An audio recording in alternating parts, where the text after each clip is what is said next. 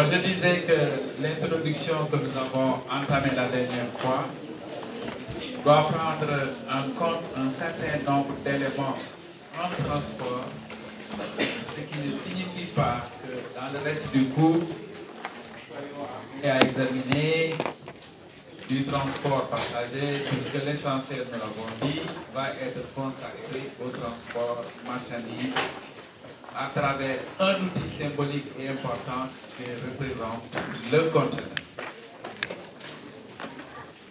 Nous avons donc arrêté la dernière fois sur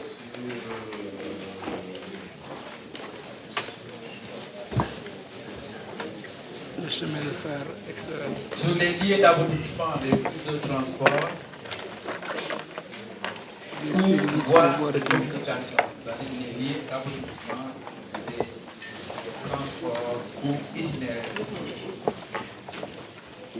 Alors, je pense que la meilleure formule, c'est d'aller vite, peut-être pas à rythme qui nous empêche de prendre des notes, mais le cours, il faut être plus parce qu'on ne sait pas de quoi on fait la universitaire.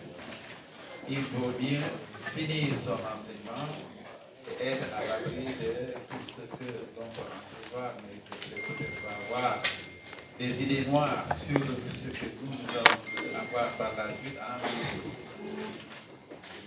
Alors, à la ligne, la jonction. La jonction.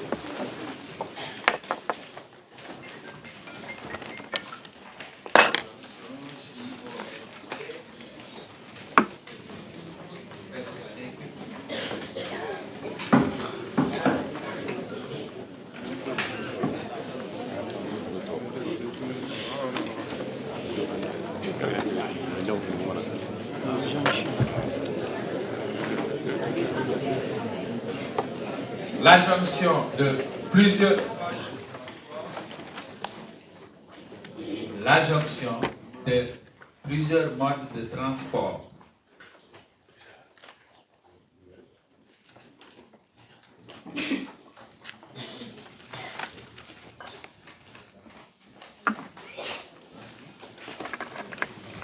La jonction de plusieurs modes de transport ou d'itinéraire. Itinéraire, c'est plus haut. La jonction de plusieurs modes de transport ou d'itinéraire. Du même mode de transport ou itinéraire. Du même mode de transport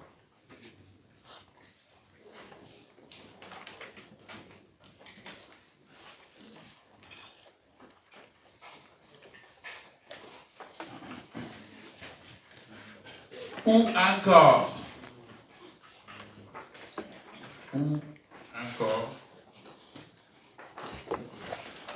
des points de rupture de charge,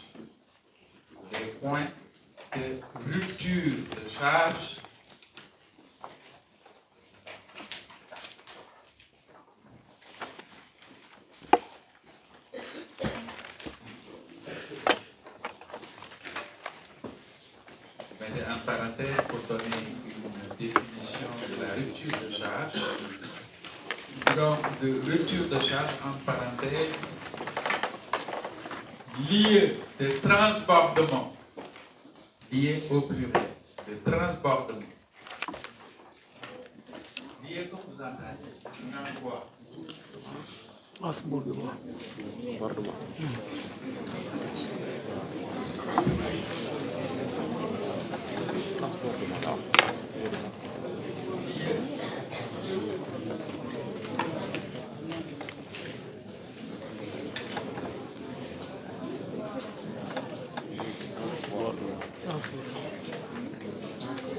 Lié de transbordement. Le transbordement consiste à prendre des marchandises d'un mode initial et de les mettre dans un autre mode de transport. Je pense que là, même Aédan devrait connaître ces moments-là. Donc, en parenthèse, lieu de transportement d'un moyen de transport à un autre, fermez la parenthèse.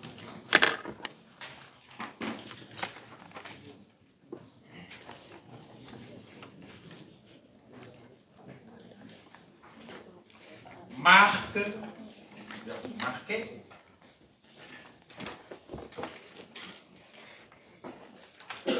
le paysage, marque le paysage.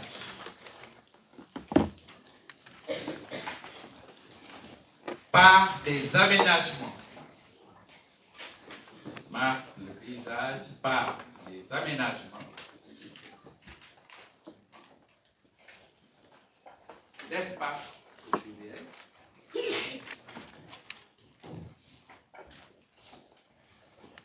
Marque le paysage par des aménagements d'espace. Pour le transfert. Pour le transfert. Transfert comme vous entendez. Pour le transfert.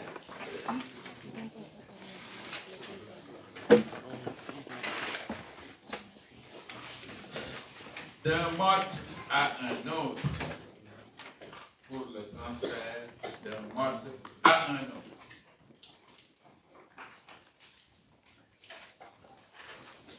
Nous avons dit la dernière fois qu'il y avait principalement 4 grands modes de transport. Le transport routier, le transport ferroviaire, le transport aérien et le transport fluvio-maritime. Donc, dès qu'on parle de mode, c'est l'un des deux. Et nous verrons lorsqu'on associe 2 modes, 3 modes ou 4 modes pour le transport d'une marchandise donnée d'un endroit à un autre.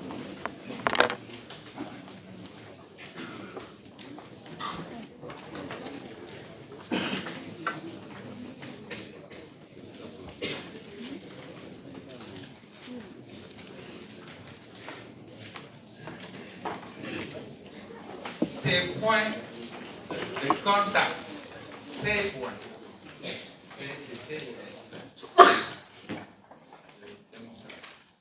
ces points, contact, ces points de contact sont des points nodaux. Des points nodaux.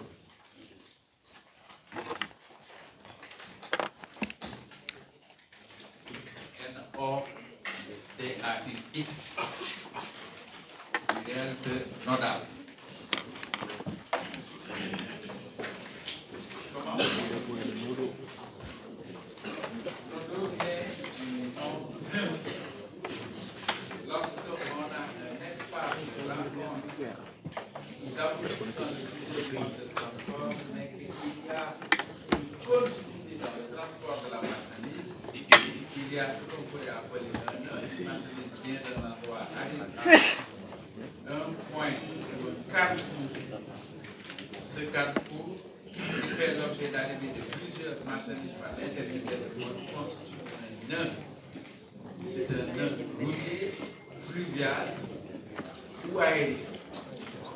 Donc, nous parlons toujours d'aboutissement des modes de transport qui chargent les marchandises. Donc, ces points de contact sont des points nodaux ou nœuds de communication. Ce sont des points nodaux ou nœuds de communication. Un nœud, quand vous faites un nœud, ça veut dire que vous attachez quelque chose. Vous vivez quelque chose sur quelque chose, un endroit, un nœud.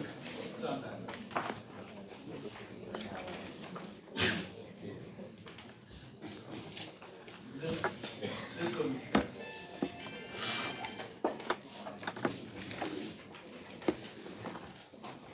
Si vous prenez un espace particulier où aboutissent des flux de transport, vous avez plusieurs possibilités, mais dont 2 principales. Vous pouvez avoir une commune traversée par une route importante qui anime des relations entre des espaces plus lointains, mais dont la projection passe par une commune que l'on peut dire bien sillonnée, bien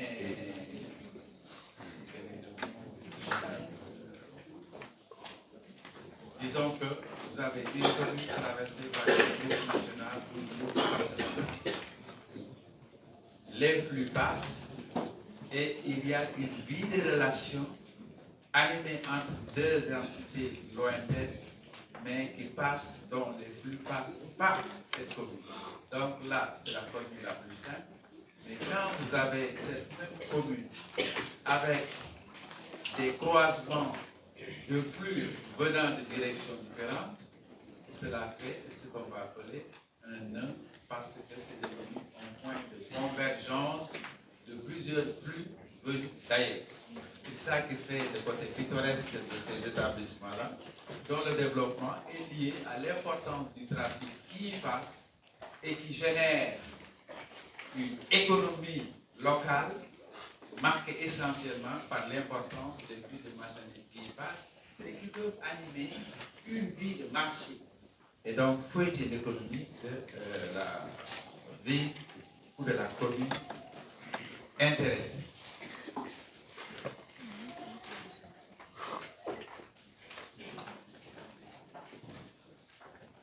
Donc ces points de contact sont des points nodaux ou nœuds de communication.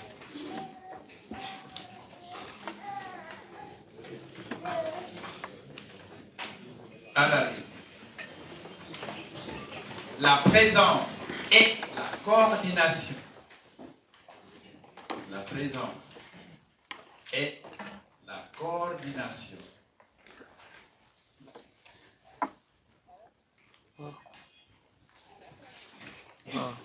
De plusieurs modes de transport. Okay.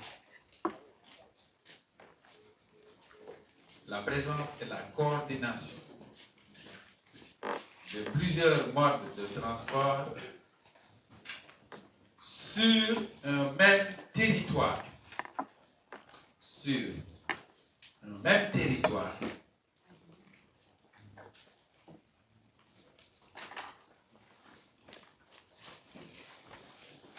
Constitue un système de transport. Constitue un système de transport.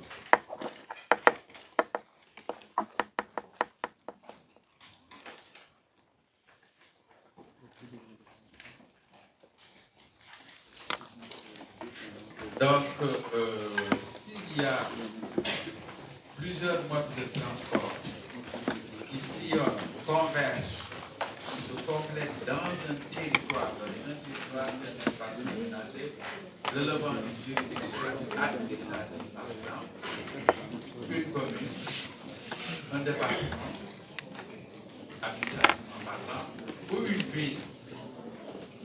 Alors, la coordination des modes de transport qui aboutissent constitue un système. Un système, dans la définition la plus connue et la plus simple, qu'est-ce qu'un système? Je ne sais pas ce que vous entendez. Système politique, mais les termes sont voisins. Un système, pour en faire une définition simple, c'est un ensemble d'éléments en interaction. Tout ensemble d'éléments en interaction constitue un système. Si vous ramenez ça, c'est la politique. Ben, c'est un système où vous avez des personnalités élues qui travaillent avec des gens précédemment électeurs et qui ont élu ces autorités-là. Et les électeurs constituant des éléments, les autorités politiques constituant des éléments, les autres constituant des particuliers, mais quand il y a interaction entre ces groupes, cela constitue un système. Maintenant, les systèmes, les gens les qualifient. Hein, mon système ou le système, mais bon, il n'y a pas de bon ou de mauvais système. Il n'y a finalement qu'une façon de gérer et gérer pour la société, administrer la société. C'est ça que peut-être préconise la démocratie.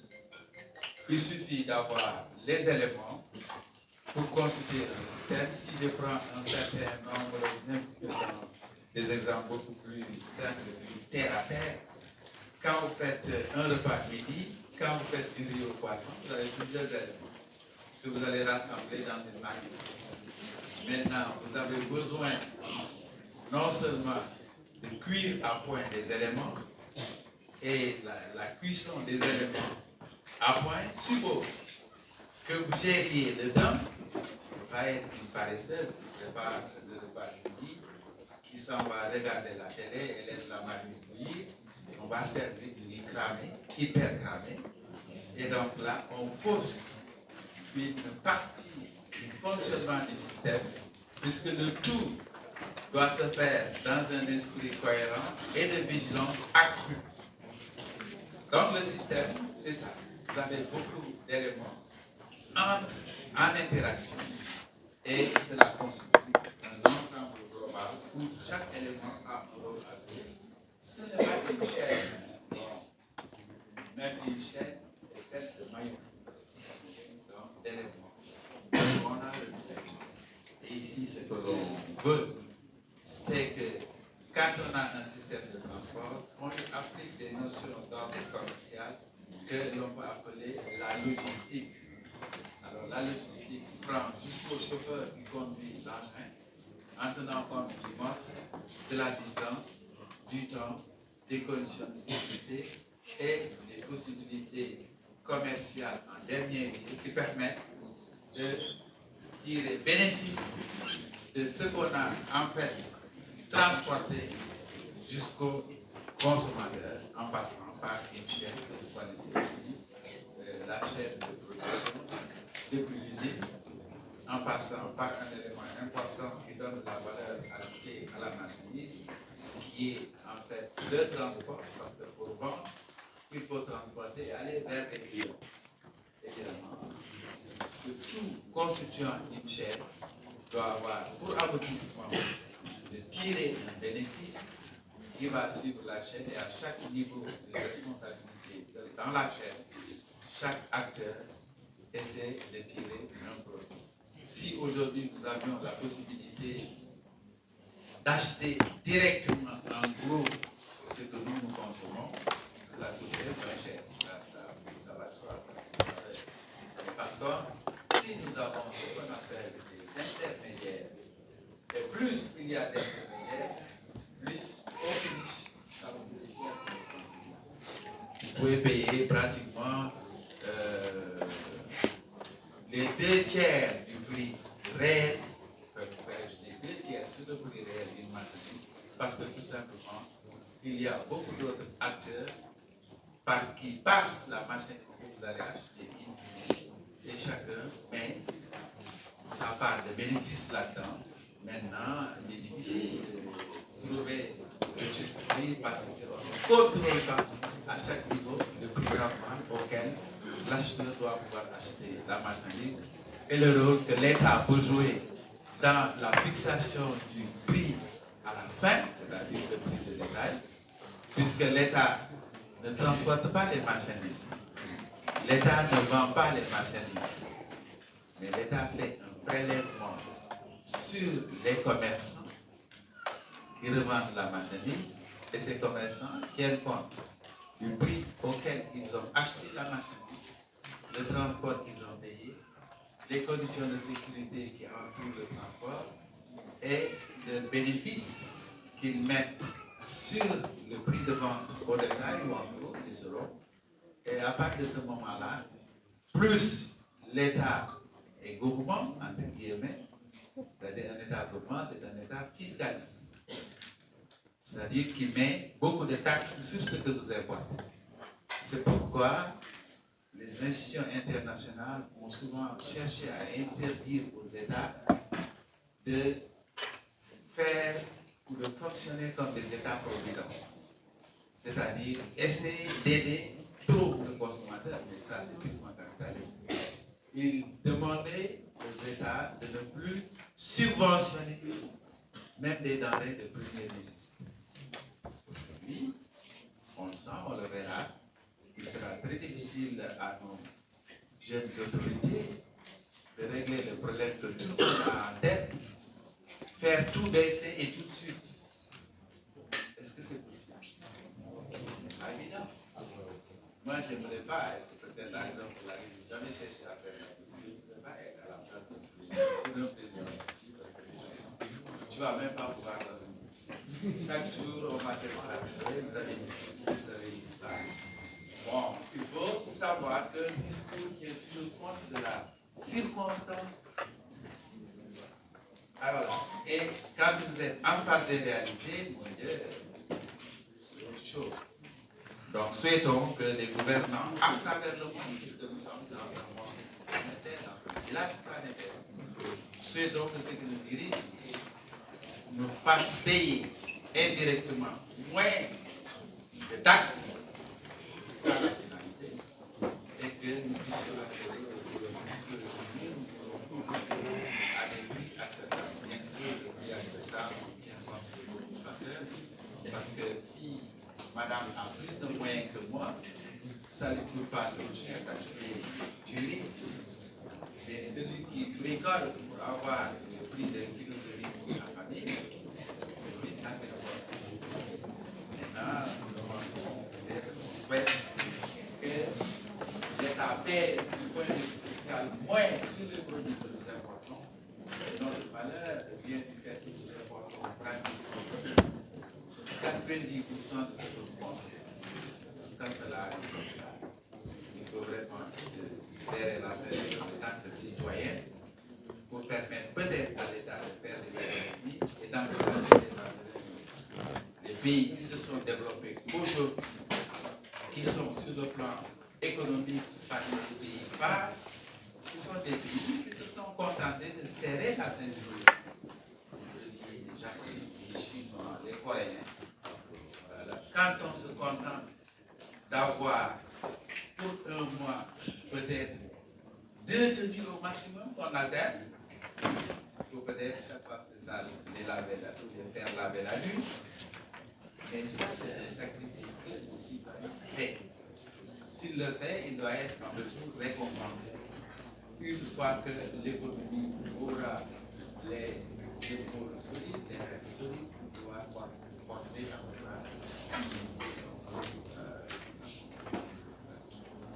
alors, c'est peut-être ça aussi qui fait que, si vous prenez l'exemple du Japon, les organisations d'ordre syndical n'ont souvent pas mis en avant le fait de faire des arrêts de travail prolongés. Vous avez vu, le président Wade avait théorisé la méthode de revendication préconisée par les Japonais. Au lieu de rester à la maison, à ne rien faire, c'est une perte. Rester à la maison à ne rien faire, c'est une perte. Alors, il mettait des brassards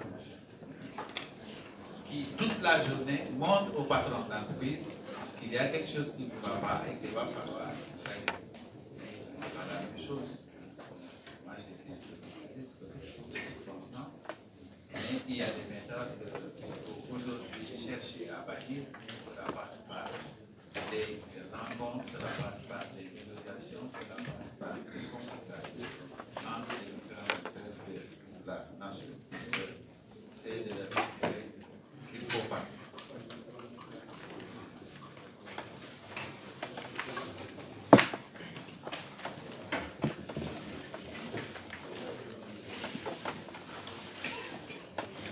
À la ligne. Le transport.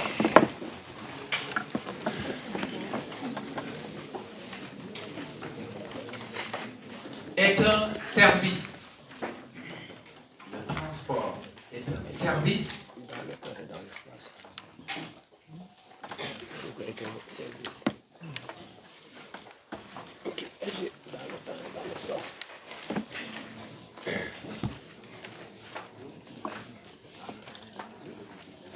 agit. Le transport est un service qui agit dans le temps et dans l'espace. Qui agit dans le temps et dans l'espace.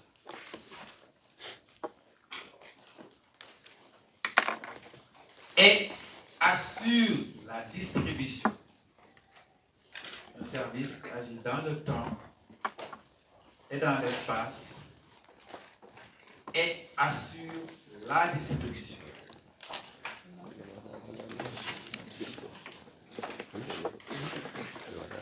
Un service, c'est en fait un acte d'opération qu'il faut payer. Ça a un coût.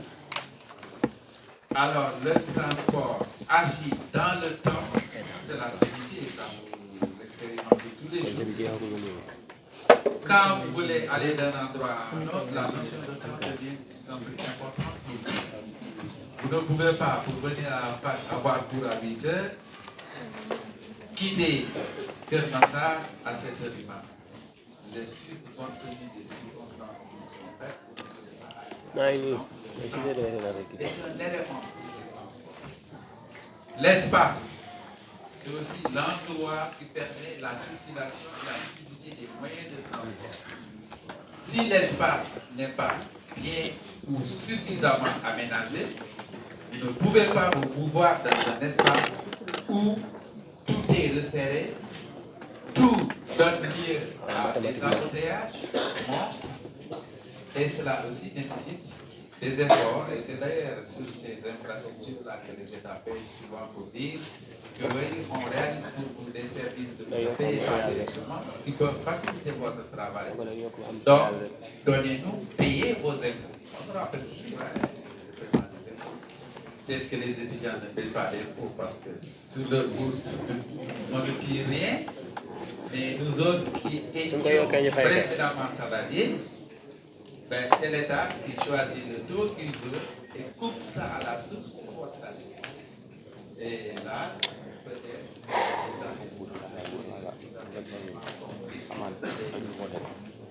parce que le taux nous aide pas de prendre tous vos desiderata, sauf que il y a ce qu'on peut considérer aujourd'hui comme un luxe. Moi, je trouve qu'un portable, c'est pas un luxe.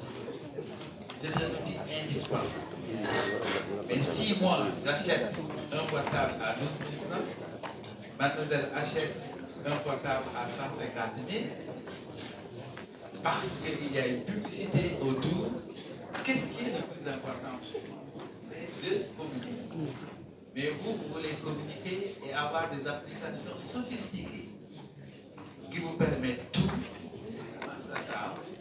Si vous achetez un portable qui vaut plus que le salaire de votre papa,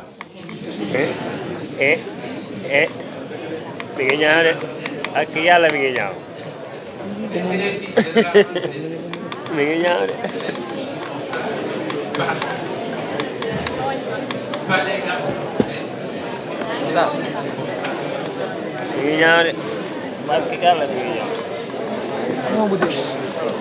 Mais aujourd'hui, s'il vous plaît, si aujourd'hui on passe par l'unité téléphone, si on vous demandait de recenser la population du Sénégal et que vous êtes un chercheur paresseux, vous ne voulez pas faire trop d'efforts pour estimer la population du Sénégal, vous pouvez aller à la Sonac, demander le répertoire téléphonique, chacun a un téléphone. Pratiquement, sauf bien entendu les enfants de bébé, je vous assure à 95% que chacun possède un portable. Alors d'autres même, parce qu'aujourd'hui, un ou deux, ça aussi c'est un certain point, mais ce n'est pas quelque chose qu'on veut savoir. Donc, le transport, ce que nous voulons dire, agit dans le temps et dans l'espace. Dans le temps, il faut un maximum de temps faire le moins de temps possible sur un trajet et avoir la fluidité du transport, donc la fluidité du mode pour arriver à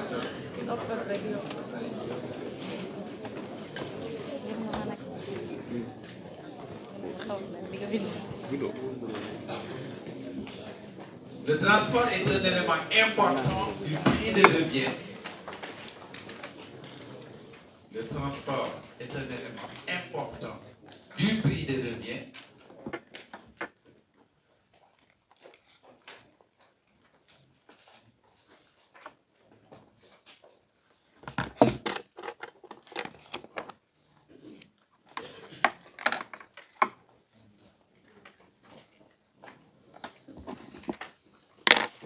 Qui varie le prix de revient. Le transport est un élément important du prix de revient.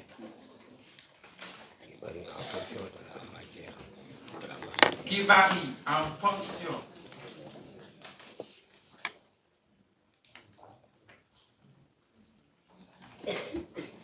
de la nature de la marchandise, qui varie en fonction de la nature de la marchandise,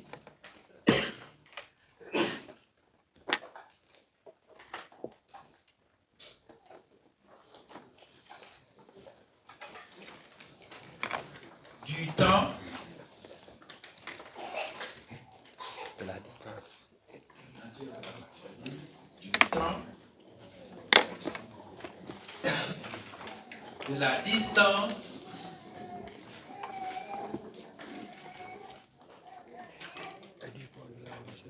de la distance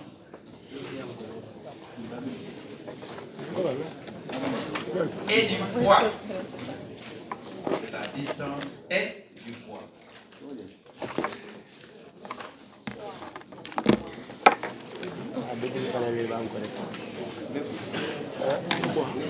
ah li may am bari na de. En classe de CM2, on va souvent donner waaw yooyu boole na la. calculer le prix de revient. prix de revient daal wala de départ mooy lépp loolu. Prix de revient égale prix d'achat plus frais. waaw. Prix d'achat, c'est ce que vous donnez ñu ngi ko jëndee ak frais. en achetant waaw la prix d'achat. marchandise chez un grossiste. wala may sax. Les frais maintenant, loolu kay mooy kay dégg kay mooy. dans la chaîne frais, les frais, c'est tout ce qui rentre dans la chaîne de transport jusqu'au détail de la marchandise transportée. Alors, le transport, en tant que tel, nous avons dit que c'est un service. On vous demande de payer le transport. Le transport à son prix vous dit, vous allez me payer vous allez me payer ça, c'est la vous allez me payer en fonction de la distance, en fonction du poids et en fonction de la nature de la marchandise. Parce que ce n'est pas la même chose que de transporter du riz ou du beurre. Le beurre est plus exigeant que le riz. Le riz, c'est pour ça qu'on jette dans le camion. Mais le beurre a besoin de beaucoup plus de soins et de conditions de transport. Qu'est-ce que craint le beurre en termes de transport? La chaleur. La chaleur. Si vous transportez du beurre, il faut mettre ça dans un camion frigorifié pour que le beurre ne fonde pas. Moi, j'ai vu une fois, et ça c'est un exemple tout à fait particulier, d'un jeune camionneur qui a une camionnette et qui a des écharpes, qui a les sommets. Il y a un Foutangué, un commerçant, qui lui dit que j'ai ici 12 caisses de boîtes de beurre et que je voudrais amener à Podor. les chevaux allaient vite, puisque j'en ai chez moi une rupture de stock. Il manque du beurre dans ma boutique. Alors, c'est un jeune chauffeur qui a été contacté tôt le matin. Il ne tient pas compte des conditions de transport, puisque le marchand a sorti les caisses de beurre de l'endroit où il les a achetés, et là où il les a achetés, il y avait une frigorification. Autrement dit, c'était bien protégé. Alors, le camionneur, le jeune chauffeur, il met les 12 caisses dans sa camionnette. Il embarque le boutanguer et ils prennent la route qui Thiaroye et ils vont donc traverser. Imaginez le tronçon, puisque de Dakar à Saint-Louis, vous avez presque 275 km. Alors, quand vous arrivez à Saint-Louis, prochaine étape, vous avez les escales du fleuve.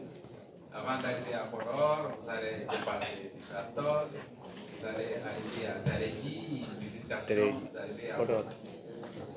Alors, dès que le camionneur, semble-t-il, est entré dans ce qu'on appelle la porte de l'enfer dans la partie du Sénégal, c'est Richard-Toll, une fois que vous entrez à Richard-Toll, il y a une chaleur torride qui peut atteindre quelquefois, regardez, tranquille dans la salle. Moi aussi, j'ai servi. Vous pouvez aller jusqu'à, en tout cas à Podor, 45 degrés, à longue. Imaginez ce que c'est. Alors, le monsieur, semble-t-il, il entre à Richard-Toll. Au sortir de Richard-Toll, il voit ce qu'on pourrait appeler une fuite d'huile. Wow. C'est les caisses de l'eau qui ont commencé à fondre. Alors, c'est lui qui a.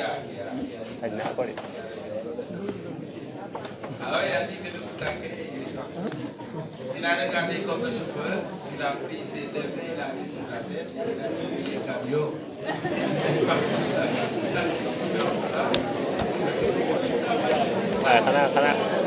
xanaa loolu borom kii xanaa ki jënd kii boo bëri moo xanaa xamu ko woon ah yaa ko transporté ba loolu ko defal.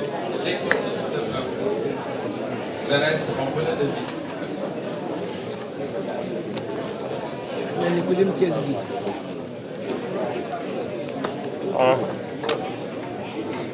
Ensuite, du poids.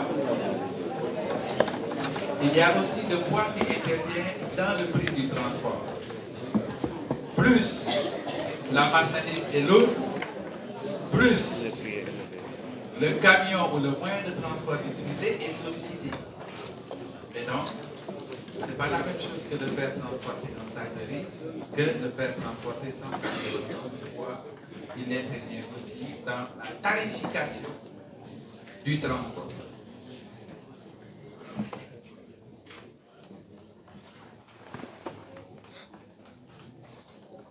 Au prix de transport proprement dit, au prix de transport proprement dit, au prix de transport proprement dit, prix PRIX.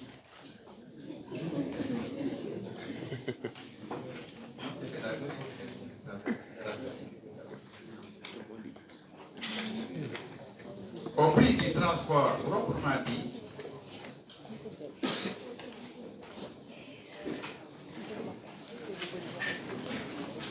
s'ajoute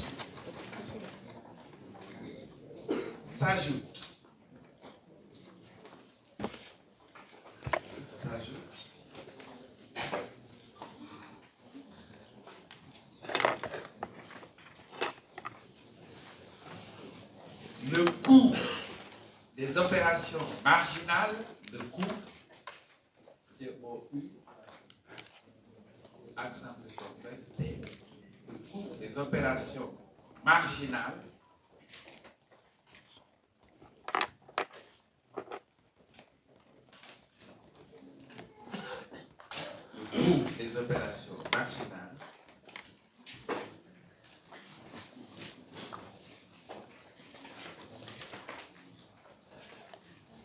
ou coût annexe opérations marginales, coûts annexes.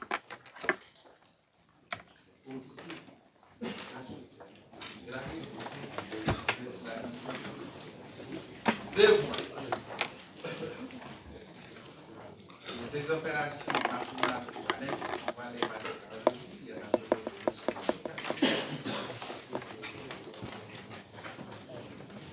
Donc, 2 points. Conditionnement.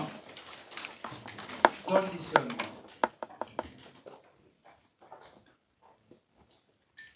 Conditionnement, comme ça. Conditionnement, ce n'est pas conditionner quelqu'un. Est-ce que vous avez une idée de ce qu'on entend par conditionnement dans le transport?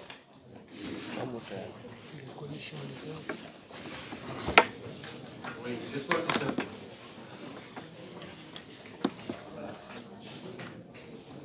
Oui, c'est ça. Le conditionnement, en réalité, il revient à qualité stade d'emballage. Donc, le conditionnement peut être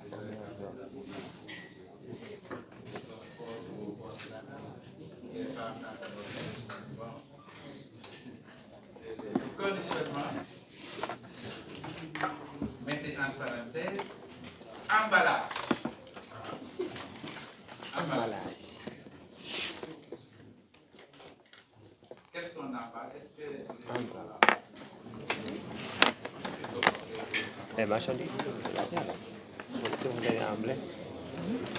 On met ça dans des sacs de soupe.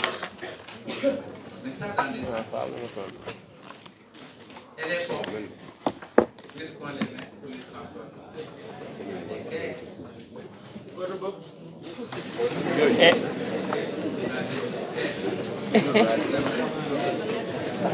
Ok, lekk boobu lekk ni mu bëri yëpp mu taxul jàll sax waa ji li ko si intéresse dong la wax toog. Donc, conditionnement en parenthèse, emballage, autre opération. Les marchandises, quand vous les faites transporter, vous n'allez pas les vendre le même jour. Quelle est l'opération? L'arrivée de la marchandise. Le stockage.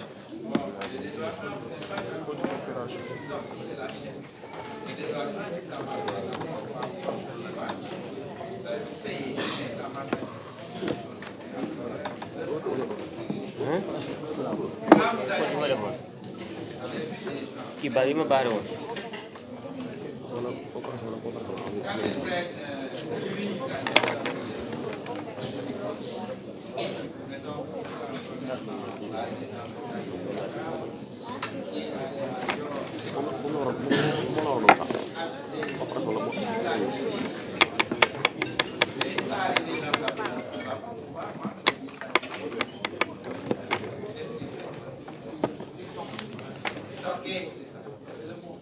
Donc, stockage.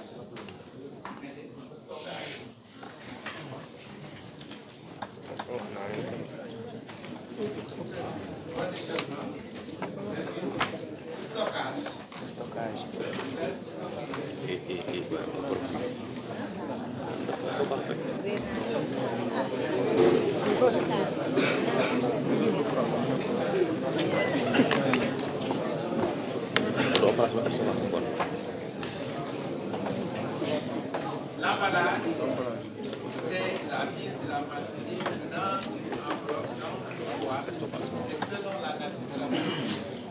Le stockage, quand vous appelez les marchandises à recycler, ça, ces marchandises sont dans un magasin. Est-ce que le stockage est payant?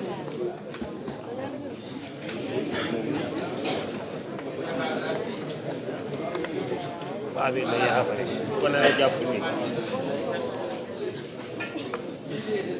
33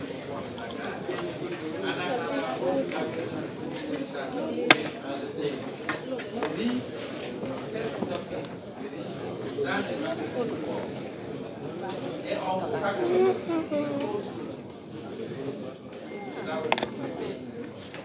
donc le stockage, même jusqu'à la boutique, il est évidemment la fin de la chaîne.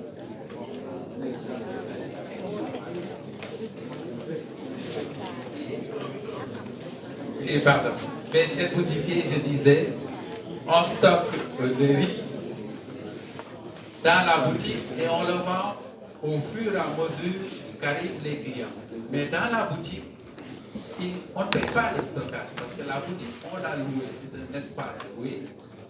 Mais vous vous dites que puisque moi j'ai payé le stockage en amont, je vais aussi répercuter ce qu'aurait dû être le prix du stockage aux clients qui achètent le riz au départ.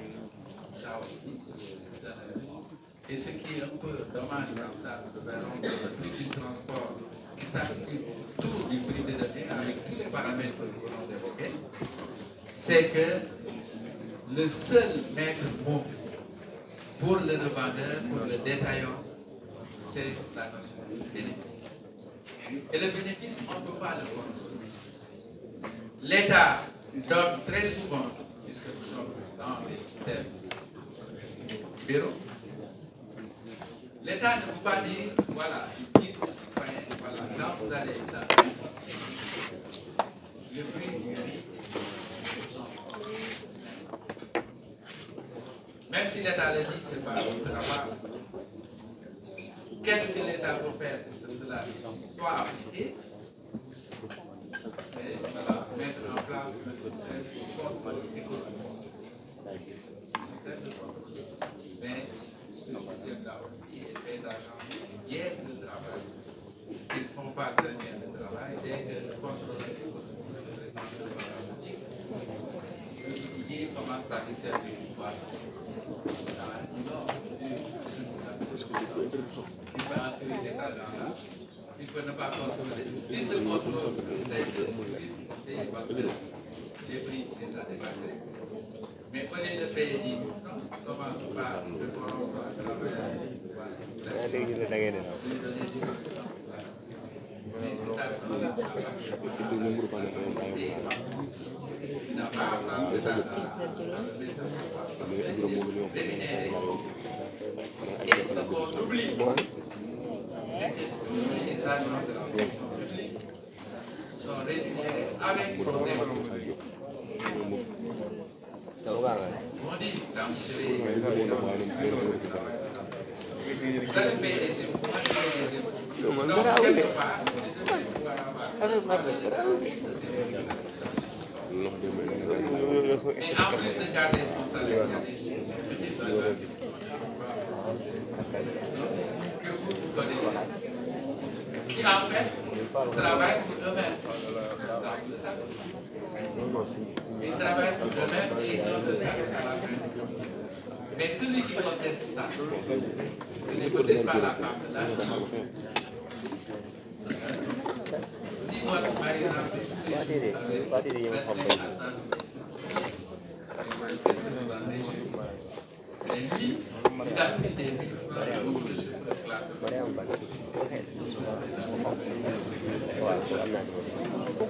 Et bien évidemment, ce sont des choses contre lesquelles mais il faut moraliser. Il y a certaines policiers qui se retrouvent. C'est la même chose. C'est la même chose pour les douaniers. Presque tous les corps de contrôle.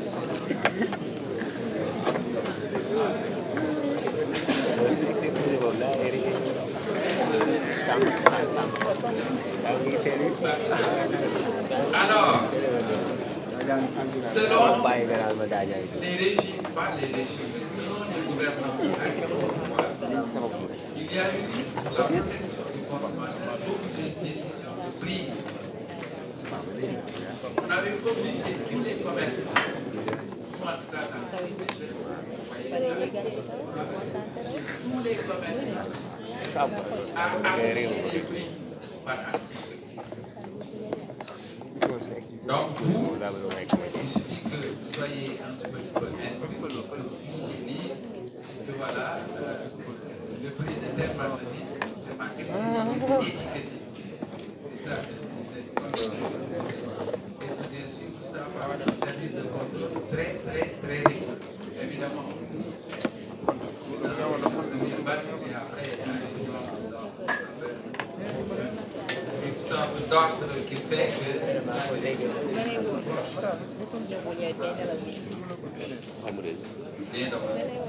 Bref, ce qui nous a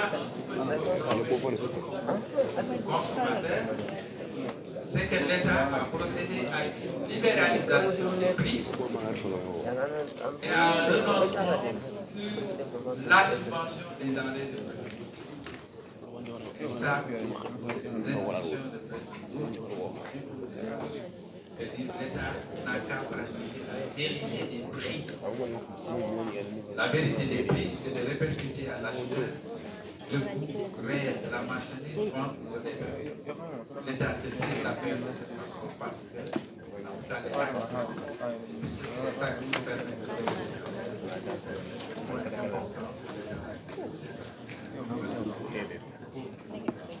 alors, donc vous comprenez que il y a tellement d'opérations qui entourent une production considérée comme une denrée de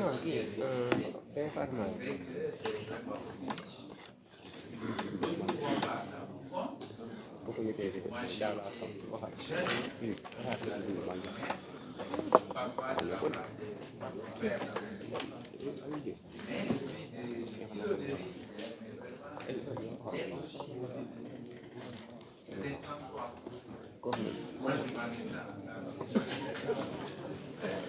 C'était 33 francs. Et bien entendu, c'est dans les années 60. C'est l'ancien, c'est dans les années 60. Aujourd'hui, vous êtes à 600. Alors que tout est passé au pays de la paix. Le transport, c'est plus. Transport,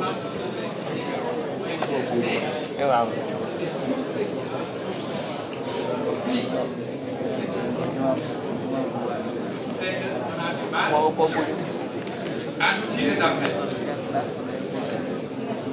On se souvient à l'époque, s'il vous plaît, que l'État sénégalais avait voulu, sous Senghor, lutter contre la tyrannie du prix. C'est vrai que nous consommons du riz, trop cher. Alors, Senghor avait presque voulu imposer la consommation des céréales locales.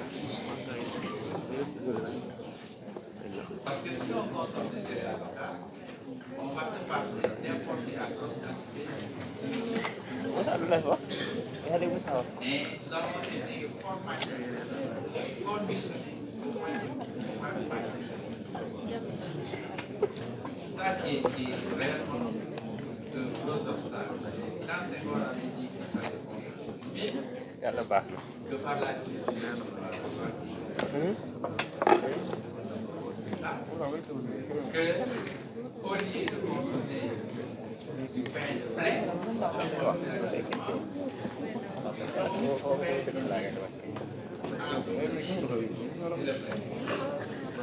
vous consommez du pain plein. Et les parents, est-ce que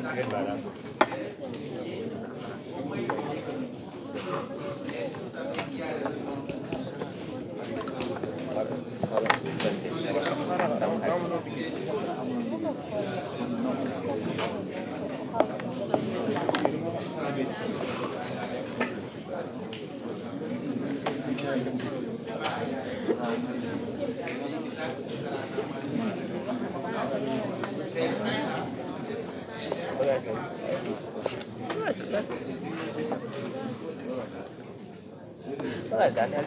Alors, quand Senghor a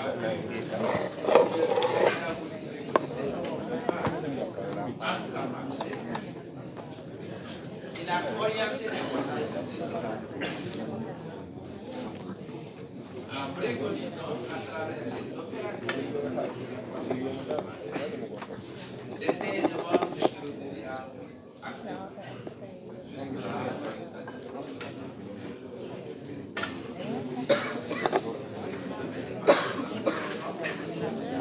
Mais c'était encore dit pour cette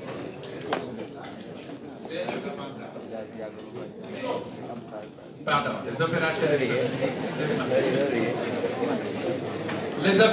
économiques étaient aussi très inspirés parce qu'on les appelait des quotataires. Les quotataires, c'est ceux qui bénéficient de licence d'importation de ces produits-là. Alors, ils ont dit qu'à cela ne tienne, le président de la République veut qu'on vende le prix du riz le plus bas possible. Ils ont dit qu'on peut vendre un kilo de riz à 30 et 33. Mais ils sont pas en Indochine. Ils ont acheté du point de vue psychologique le riz que tout nous voulons consommer, le riz brisé. Mais le riz brisé, ce sont à cette époque des brisures de riz que l'on considérait comme, en tout cas en Indochine, du riz inapte à la consommation humaine. C'était destiné aux animaux. Parce que finalement, ce sont des brisures de riz, donc du riz cassé, mélangé à du sable. Et avec des cailloux. Alors, on apprécie la baisse du prix, mais certaines qui étaient paresseuses, disaient qu'il y a trop d'impuretés dans ce qu'on appelle des débats. Pour cuire 1 kilo de riz, il fallait mettre peut-être 15 ou 20 minutes pour sortir les cailloux et les impuretés. Ils appellent tarte en Et finalement, ça n'a pas prospéré parce que tu manges ce riz, quelle qu'était la dextérité de la femme, tu vas croquer par moment des cailloux. Ça, c'est pas ça. C'est rare. Donc tout ça pour dire que c'est à travers le transport que nous importons des choses qui parfois peuvent nuire à notre état de santé.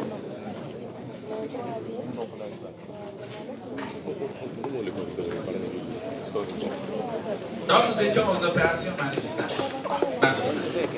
Nous avons dit le conditionnement qui est l'équivalent de la marque, le stockage et l'autre élément suivant.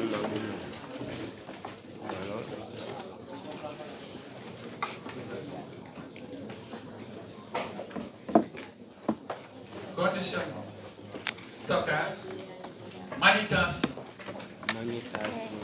Manutention.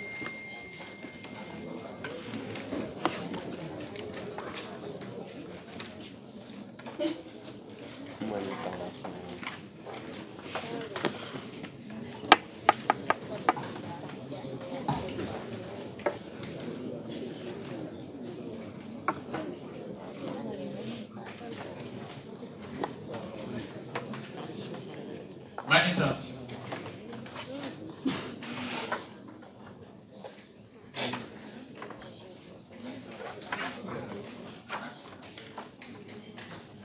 Est-ce que vous avez une idée de ce que représente la manutention?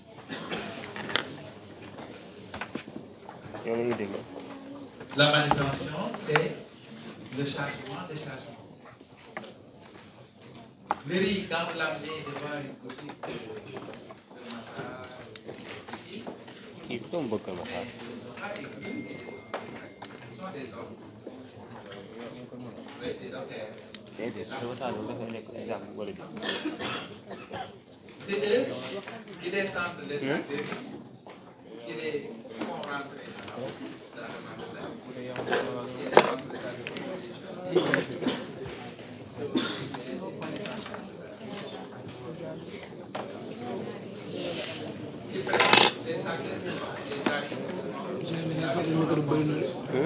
Donc la manutention, moi bien entendu, ce n'est pas donné à n'importe qui. Moi je ne me permettrai pas de prendre sur la tête un sac de 100 kg de riz, c'est possible. Même 25 c'est déjà quelque chose. Mais heureusement,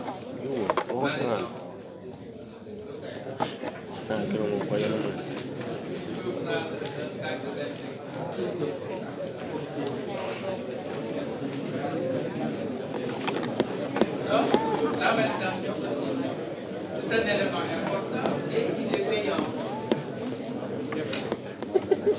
La manutention est payante.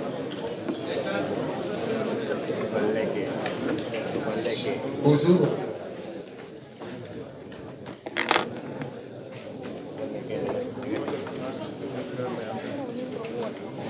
Donc, la manutention, vous pouvez mettre en parenthèse chargement ou déchargement des marchandises.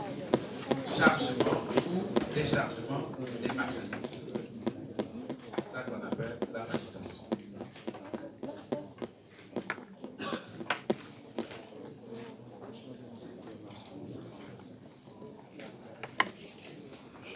Est-ce qu'il y a une autre opération maintenant envisageable dans la chaîne? Si vous êtes un commerçant, un grossiste de Guédiawaye, vous êtes partout importer des Chine, 200 sacs, maintenant 20 tonnes La livraison. Vous travaillez aujourd'hui avec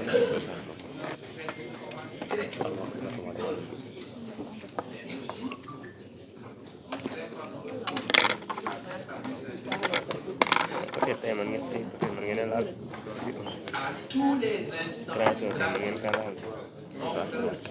où c'est pour la voiture.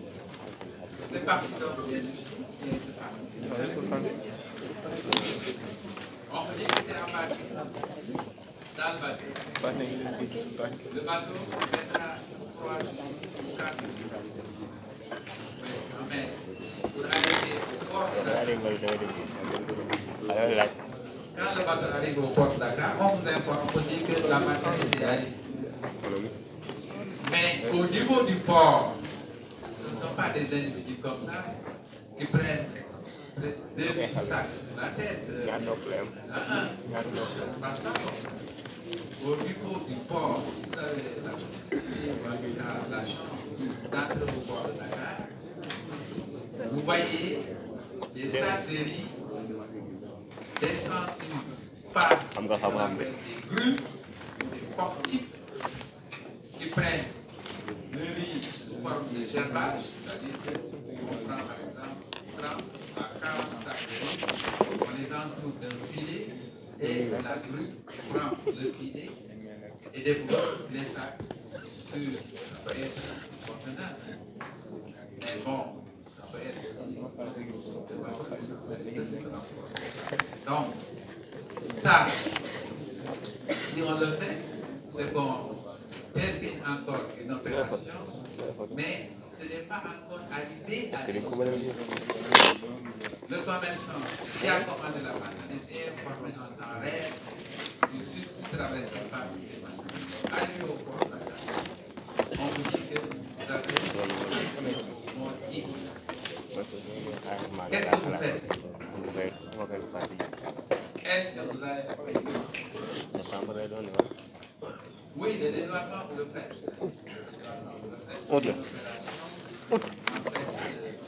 Antérieure au déchargement, puisque ça c'est avec la loi ils ont là-bas des donc, faites la loi. Mais pour le commerce, on lui signifie que ces marchandises sont au port de Dakar. Qu'est-ce qu'il va faire?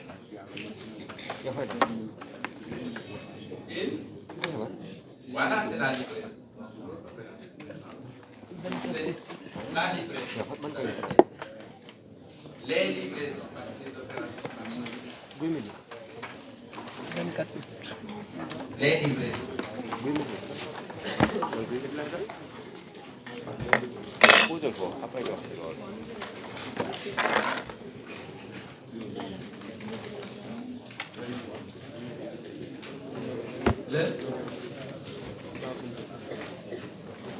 Oui, mais vous faites la vérification de la marchandise que vous avez importée au niveau une fois l'opération de livraison est encadrée.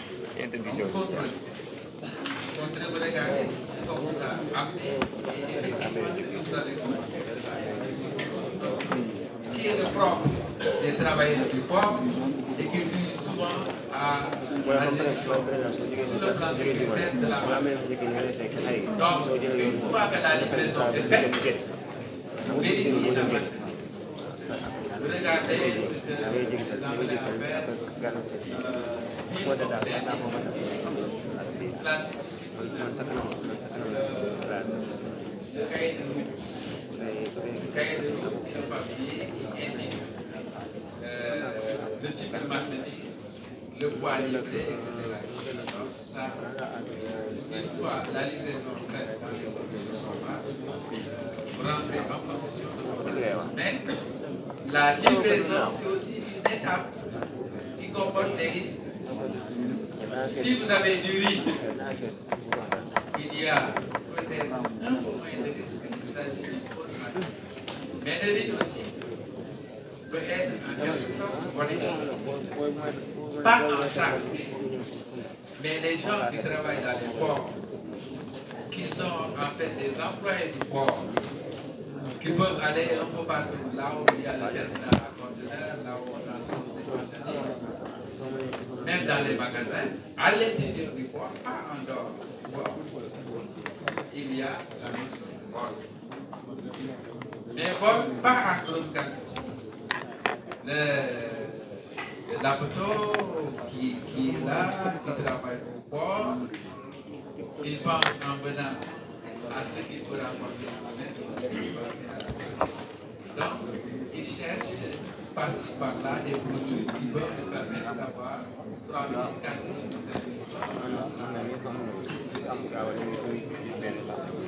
Qu'est-ce qu'il fait s'il s'agit de riz? Est-ce qu'il va ouvrir le sac ou bien est-ce qu'il va prendre le sac de sardines? Non. Il fait ce qu'on appelle le jargon, le siphonnage. Le siphonnage, c'est presque qu'il prend un bout de la corde, il perce le sac, il s'aspire des riz.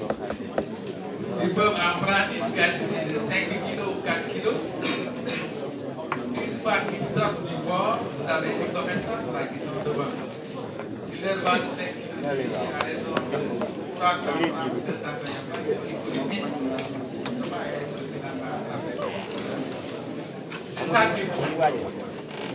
Maintenant, pour le riz, c'est vite fait et puis ça passe très souvent. Mais quand il s'agit d'autres produits, nous on observe, moi je peux observer, s'il s'agit par exemple des pommes, on vous a livré des caisses de pommes par centaines de pommes d'Afrique. Il y a des techniciens, des transporteurs qui peuvent vous offrir ces paiements. Alors, en ce moment-là, ce sont des dockers, des chapeaux, des gens vaillants. Ils chargent les caisses de pommes sur le site, mais à ciel ouvert. Alors, quand ces gars chargent les caisses de pommes, vous savez que l'emballage là est fragile, le conditionnement est fragile pour les caisses de pommes. Même si c'est en carton, c'est peut-être mais c'est en bois léger, je ne sais pas si c'est dans les petites caisses. Quand les autres passent comme le chauffeur aussi est un complice, mais ceux qui sont derrière, qui ont chargé les caisses de pommes, ils vont les décharger au niveau du dossier. Mais vous les voyez manger des pommes.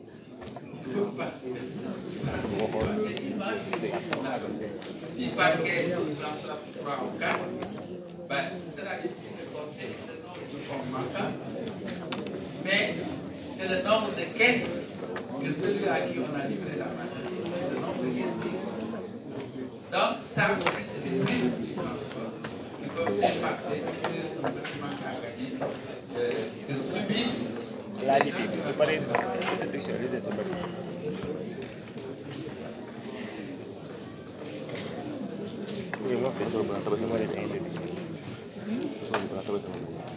Donc, pour le transport marchandise, il y a ces opérations-là qu'il faut considérer et dont la répercussion sur le prix de revient de la marchandise va générer un prix de vente un peu plus élevé pour l'acheteur et finalement le contraire n'a pas de sens moral à vendre au prix qui est le seul comptable de la gestion des étapes qui passe par les étapes. Chacune de ces étapes génère des coûts.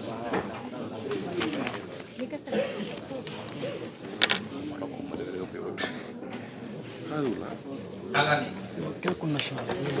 Les transports sont désormais liés à la mondialisation,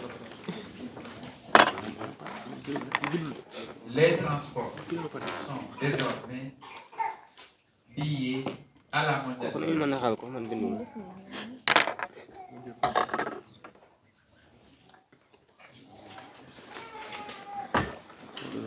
Les transports sont désormais liés à la mondialisation de l'économie. Les transports sont désormais liés à la mondialisation de l'économie.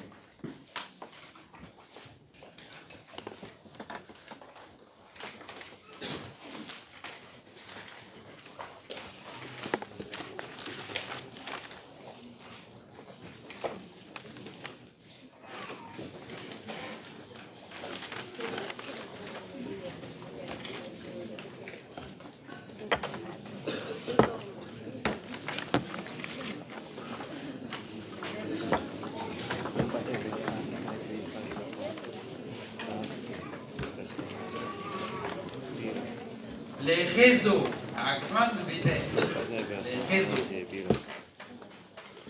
les réseaux, point, les réseaux.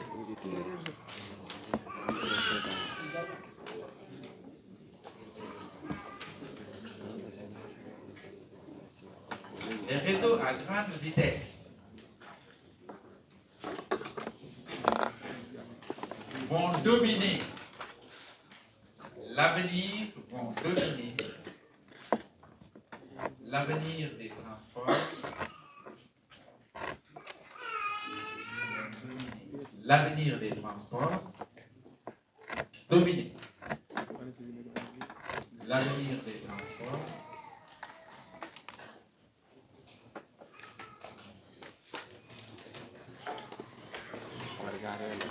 car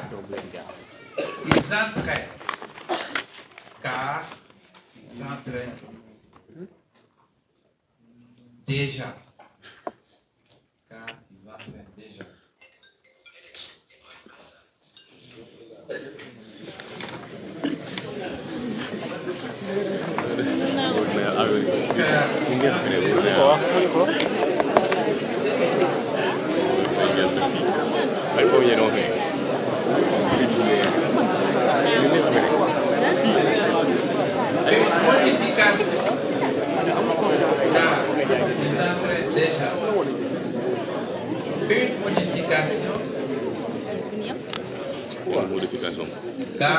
entraînent déjà une modification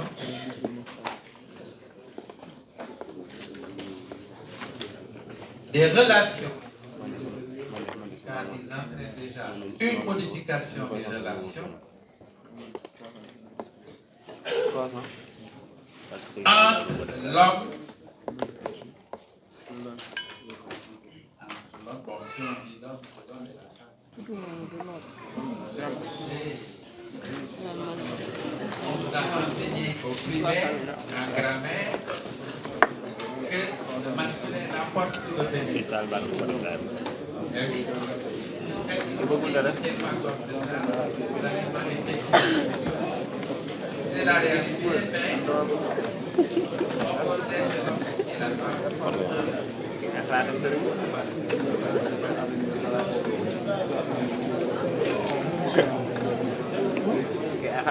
Je disais donc que l'avenir des transports, les réseaux à grande vitesse vont dominer l'avenir des transports car ils entraînent déjà une modification de la relation entre l'homme, l'espace,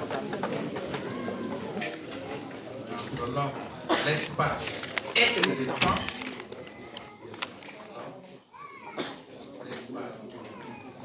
Et le temps.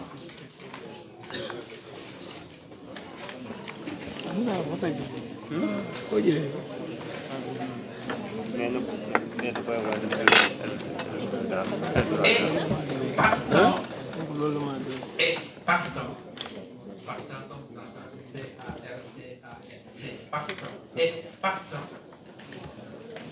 Ah oui, pas transport rek ngay fàttali. Les structures géographiques, donc dominent les structures géographiques. les structures géographiques et économiques, les structures géographiques et économiques des pays à travers le monde. Des pays à travers le monde.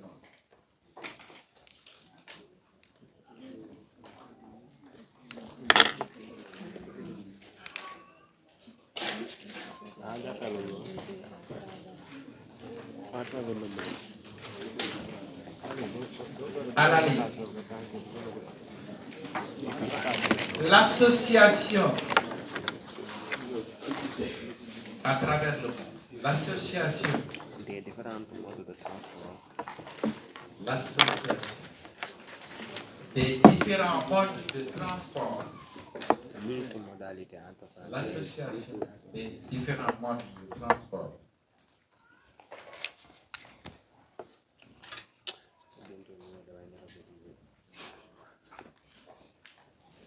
Il y a un terme qui caractérise cette association. Multimodalité. Multimodalité, multicomposantale. Multimodalité en un seul. Donc, l'association des différents modes de transport en parenthèse. Multimodalité. Il faut l'appeler comme ça, multimodalité. Virgule. Intermodalité. Vous ne perdiez pas quand vous lisez, vous rencontrez savoir. Ou intermodalité. Donc, multimodalité, intermodalité, il y a un autre mot qui permet toujours de caractériser la situation des différents mondes. Avez-vous une idée?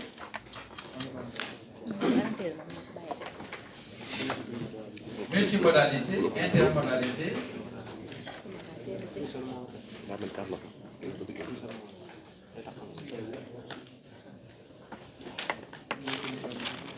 Et transport combiné.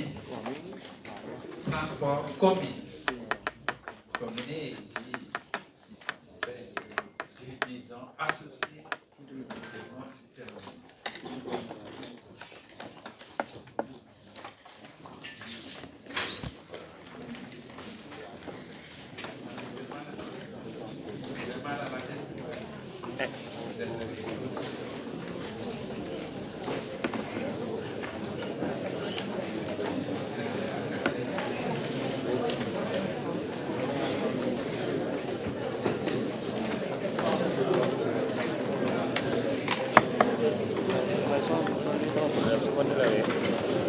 Donc, ces trois notions-là se valent. Est-ce oui? Oui. Même là, transport combiné. Transport combiné.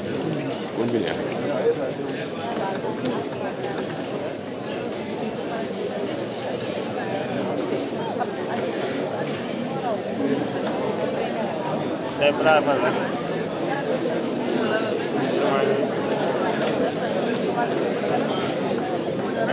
Maka saling kalau.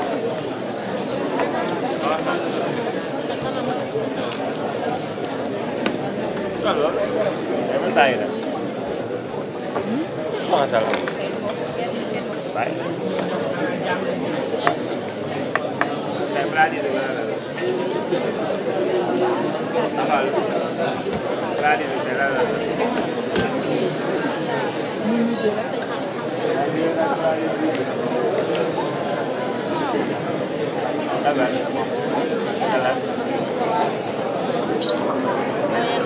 Baik.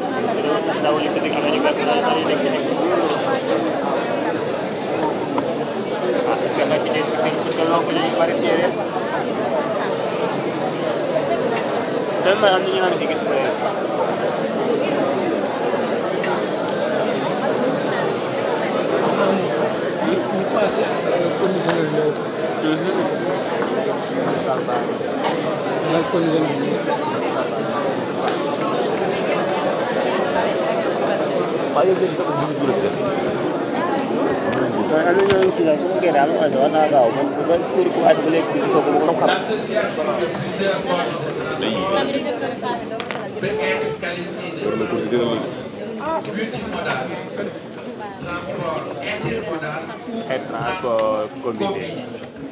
Alors, est-ce que vous avez une idée de l'expérimentation de cette notion, par exemple, de transport combiné ici à Dakar? Combiné, c'est-à-dire au moins 2 fois.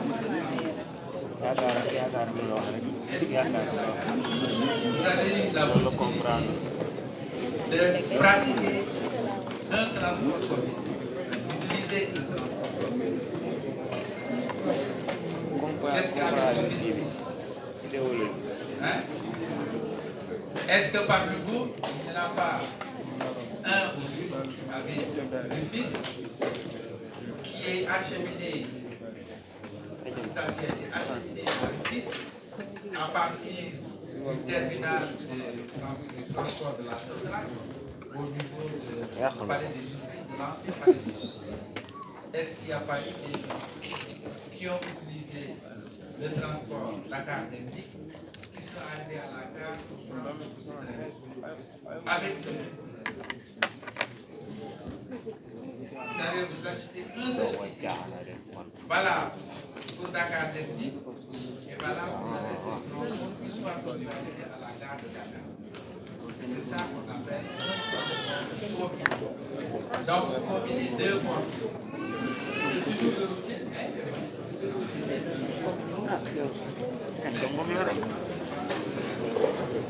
Et ça, en Europe, c'est pratiqué parce que ça diminue le coût.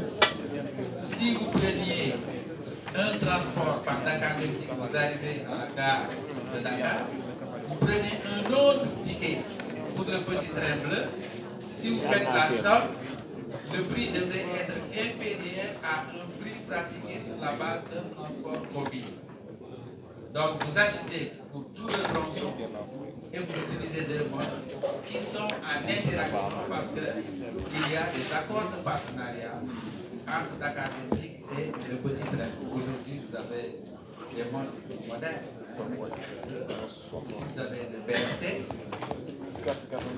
le bus rapide transit, si vous avez notre type qui est de luxe. Oui. Vous arrêtez? Oui.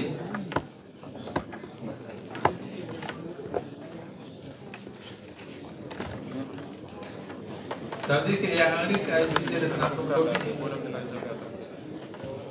Non, en réalité, il n'y a pas de risque. Il n'y a pas de risque, c'est une facilité qui va se répercuter sur le prix final que vous allez payer pour être transporté.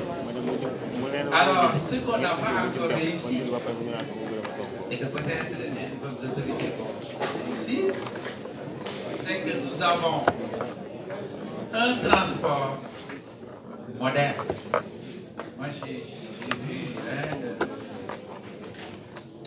à Strasbourg, par exemple, une grande ville européenne, presque la capitale de département là-bas, mais ils ont un tram, le tramway. C'est une sorte de train qui roule sur ses propres, qui ressemble un peu à ce que nous avons ici. nous avons ici. Mais la seule différence, c'est que le tram n'a pas besoin de pilote. Le tram a un pilote automatique. Oui, un pilote automatique. Moi j'arrive, je veux prendre le tram. Le tram, il a un programme de 7 minutes. Il s'arrête pour les arrêts pour 3 minutes. Si vous devez entrer dans le tram, vous devez avoir votre ticket sur vous. Vous n'allez pas rentrer pour aller voir le receveur. Donc, vous avez 3 minutes. Et vous avez le passage du tram toutes les 15 minutes. Au moins, toutes les 15 minutes. Puis, c'est programmé. Pardon, vous avez un tram qui s'arrête devant. Vous rentrez, au bout de 3 minutes, si vous êtes là, avec des enfants que vous traînez, si vous avez besoin de bagages, et la porte, ça, il y a des affaires, le tram redémarre. Évidemment, ici, il vous faut davantage de discipline, si ça devait être le cas, mais du point de vue de la modernité, il n'y a pas de différence. Aujourd'hui, je pense qu'on ira encore beaucoup plus loin, l'espoir avec les nouvelles autorités. Le BRT, est-ce que vous pensez que le BRT fonctionne au gasoil? Électrique. C'est un progrès, ça. Électrique. Évidemment, il y a la notion d'autonomie, parce qu'il recharge les batteries. Mais ce qui aujourd'hui constitue une difficulté pour le BRT, c'est que le BRT va, par exemple, à l'intérieur du plateau pour chercher des clients, mais le BRT, le chauffeur est obligé de se réveiller à 4 h du matin pour aller vite jusqu'à la station de départ. Ça, c'est une perte, parce qu'on roule sans passage. Mais, en tout cas, pour Dakar, et je souhaite que cela soit le cas dans les autres régions, la notion du transport est en train d'être prise en charge de façon correcte, mais on en demande toujours plus pour régler le problème de la mobilité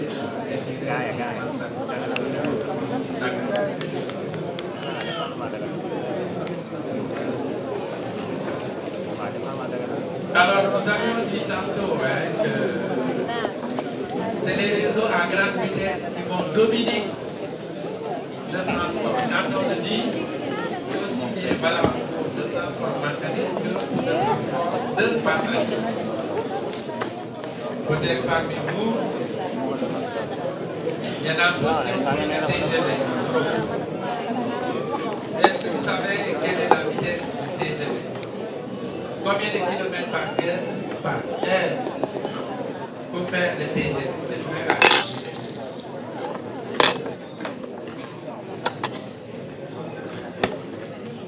Ce sont des trains qui peuvent aller à 500 km/h. C'est comme un avion qui décolle. La vitesse là, si vous pouvez,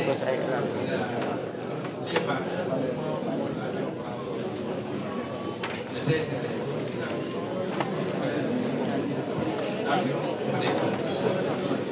Alors, ces réseaux-là, nous allons peut-être avoir la chance de les voir se multiplier et effectuer le voyage de notre pays dans le centre de la modernité.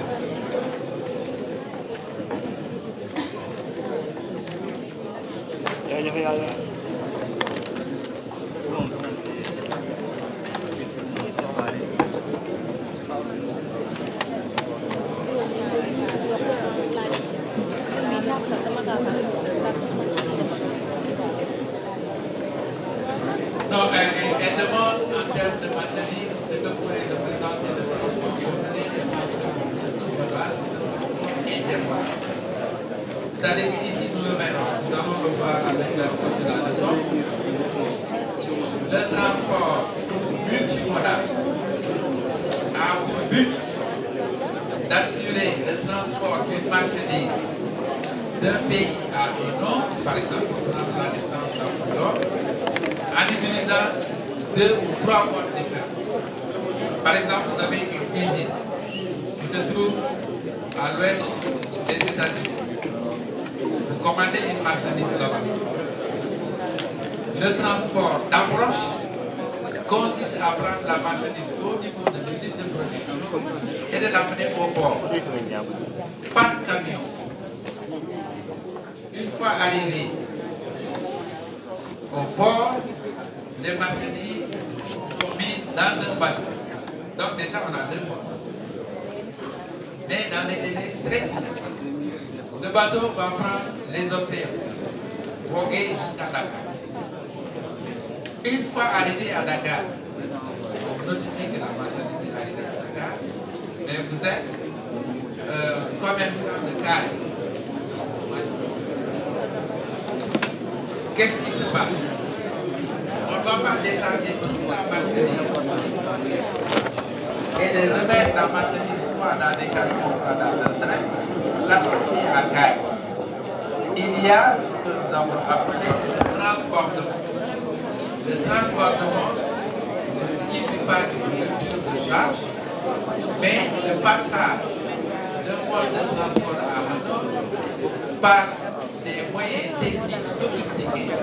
On ne débarque pas la marchandise, on ne sort pas la marchandise. Le conteneur dans lequel elle était depuis le départ de l'usine. Donc, les conteneurs sont transportés dans le train, puisque aussi bien le train que le bateau, mais le train surtout puisque c'est le port qui va acheminer les marchandises à Caille. Le transport se fait par des moyens techniques. Au niveau du train qui amène la marchandise à Caille, il y a des rampes dont sont dotés les wagons. On fait glisser des rampes, on leur rappelle et les rampes permettent de transporter sans perdre de temps, sans ouvrir de conteneurs jusqu'à la distance. Donc c'est à cela que